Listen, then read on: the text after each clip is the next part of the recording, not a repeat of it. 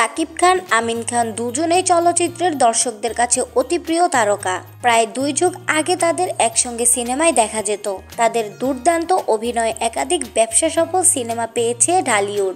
এরপর থেকে আর একসঙ্গে স্ক্রিনে দেখা যায়নি তাদের। শুরু থেকে সাকিব বড় পর্দায় নিয়মিত থাকলেও এক যুগ থেকে চলচ্চিত্রে অনিয়মিত হয়ে পড়েন আমিন খান। দিনে দিনে সাকিব খান নিজেকে অনন্য উচ্চতায় নিয়ে গেলেও আমিন খানকে আর সেভাবে পাওয়া যায়নি। তবে সামাজিক যোগাযোগ মাধ্যমে সিনেমা প্রেমীরা প্রায়ই আমিন খানকে বড় পর্দায় দেখার আগ্রহ জানিয়ে লেখালেখি করেন।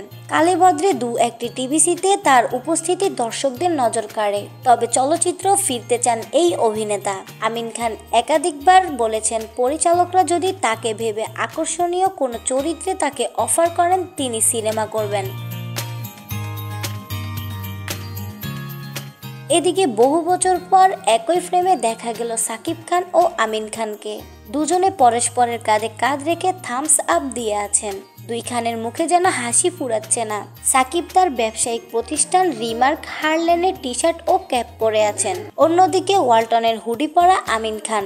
তবে কেন তারা একত্র হয়েছেন কিংবা আগামীতে কোনো কাজে তাদের একসঙ্গে দেখা যাবে তা পরিষ্কার জানা যায়নি।